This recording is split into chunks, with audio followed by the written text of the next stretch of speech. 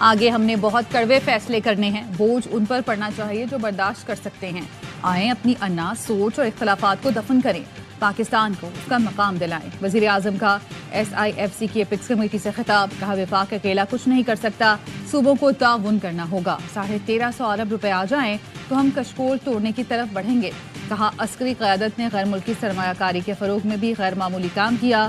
اجلاس میں سول اور عسکری قیادت کی شرکت۔ سابق نگراں کابینہ نے اپنے دور میں اٹھائے گئے اقدامات پر بریفنگ دی۔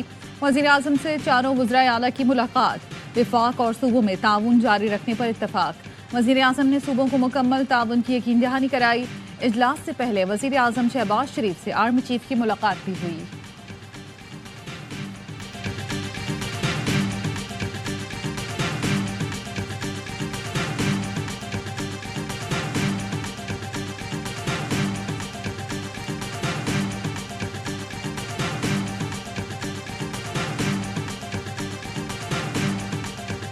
ڈونلڈ لو نے جو کہا وہ جھوٹ ہے، ہم سائفر کی دوبارہ تحقیقات کا مطالبہ کرتے ہیں۔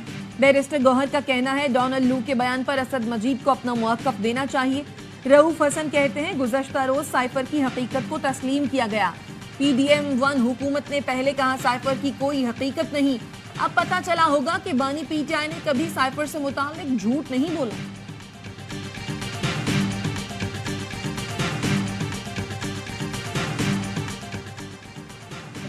امریکی کمیٹی کی سماعت امریکہ کا اندرونی معاملہ ہے۔ اجلاس میں پاکستان کے انتخابی قوانین کی متعدد غلط فہمیاں دکھائی گئیں۔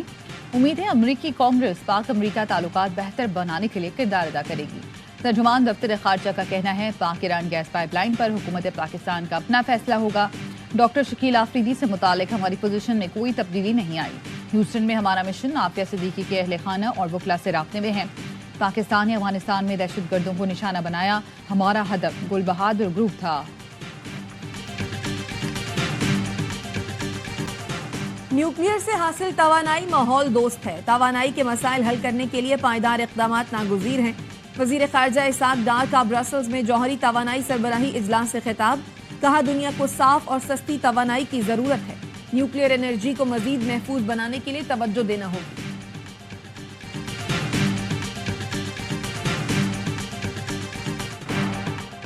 FBR نے 35 لاکھ تاجروں کو ٹیکس نیٹ میں لانے کے لیے اسکیم تیار کر لی۔ تاجروں سے ٹیکس بجلی کے بل کے ساتھ وصول کرنے کی تجویز۔ ٹیکس وصولی اصل دکان مالک کے بجائے دکان پر کاروبار کرنے والے سے ہوگی۔ تاجروں کی سالانہ آمدنی کو 12 حصوں میں تقسیم کیا جائے گا۔ مجوزہ اسکیم نئے بجٹ سے پہلے لائی جا سکتی ہے۔ عمل کے لیے حکومت کے گرین سگنل کا انتظار۔ IMF کو مجوزہ اسکیم سے پہلے ہی آگاہ کر دیا گیا۔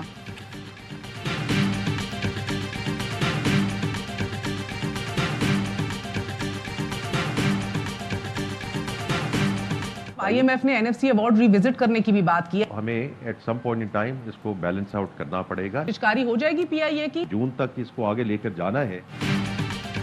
وفاق اور صوبوں میں وسائل کی تقسیم میں توازن ضروری ہے، NFC فارمولے کو بیلنس آؤٹ کرنا ہوگا۔ وزیر خزانہ محمد اورنگزیب کی پروگرام خبر میں گفتگو، کہا PIA کی نجکاری جون تک مکمل کرنا چاہتے ہیں، اگر نجکاری بر وقت نہیں کی گئی تو مسلسل نقصانات ہوتے رہیں گے۔ وزیر خزانہ کا مکمل انٹرویو دیکھیے رات 10 بجے کی ہیڈ لائن کے بعد پروگرام خبر۔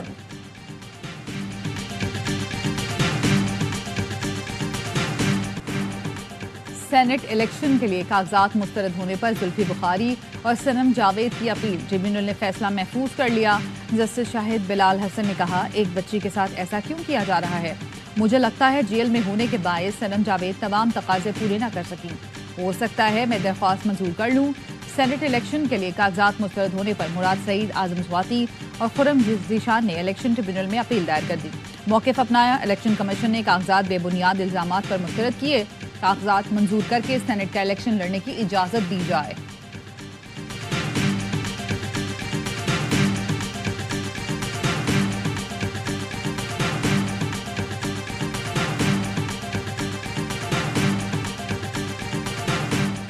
جیل کے واش روم میں گر کر پرویز الہی کی پسلی فریکچر ہوئی، ماتھے، سر، بازو اور گھٹنے پر بھی چوٹیں آئیں۔ سپرنٹینڈنٹ اڈیالہ جیل نے میڈیکل رپورٹ انسداد دہشت گردی عدالت میں جمع کرا دی۔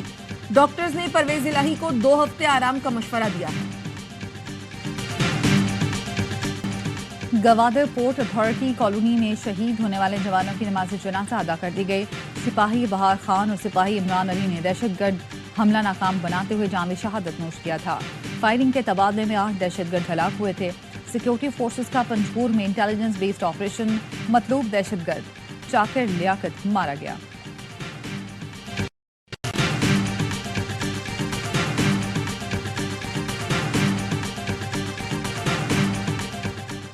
کور کمانڈر کراچی کی گوادر میں زخمی فوجی جوانوں کی پی این ایس شفا میں عیادت. Corps commander Karachi lieutenant general Babar Iftikhar نے دہشت گردوں کا مقابلہ کرنے والے جوانوں کو خراج تحسین پیش کیا.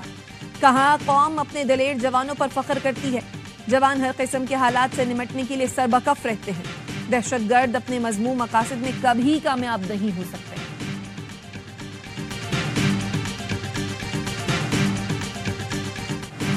لاپتہ افراد کے نام پر ملک کو بدنام کرنے کی ایک اور سازش بے نقاب.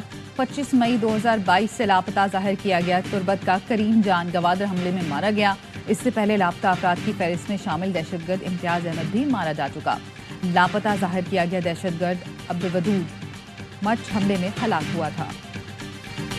تو ایک والد کو اپنے بیٹے کی شہادت کے ساتھ ساتھ اس بات کی خوشی بھی ہے کہ اس نے پاکستان کی خاطر شہادت دی اور جوانوں کی زندگیاں بچائیں. گورنر سندھ کی کراچی میں شہید لیفٹیننٹ کرنل سید کاشف علی کے رہائش گاہ آمد. والد اور بھائی سے ملاقات کی. گورنر نے شہید کو خراج عقیدت پیش کرتے ہوئے کہا مادر وطن کے دفاع کے لیے کاشف علی کی قربانی سنہری حرفوں سے لکھی جائے گی. ایسے بہادر سپوتوں کی وجہ سے ہی پاکستان قائم و دائم ہے. سیکورٹی فورسز کا ہر شہید قوم کے ماتھے کا جھومر ہے.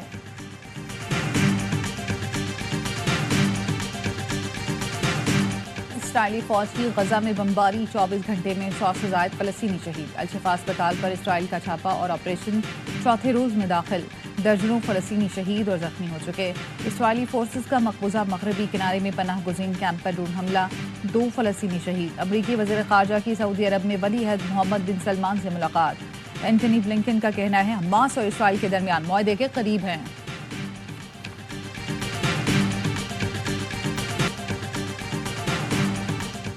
غزہ میں غذائی بحران شدت اختیار کر گیا. فلسطینی سماجی کارکن نے کئی ماہ سے خوراک سے محروم غزہ والوں میں روٹیاں تقسیم کی تو کوئی رو پڑا, کوئی خوشی سے نہال. سماجی کارکن نے کہا دنیا کہاں ہے, یہاں لوگوں کو 2 مہینے سے روٹی نہیں ملی. ایسا چلتا رہا تو ہم سب مر جائیں گے.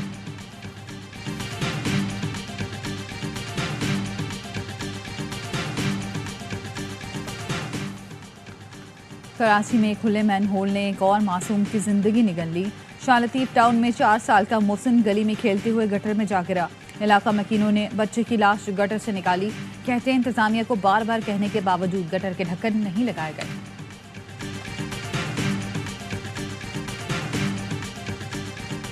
کراچی لانڈھی میں 8 سالہ بچی پر پیٹرول چھڑک کر آگ لگانے کا مقدمہ سوتیلے باپ کے خلاف درج.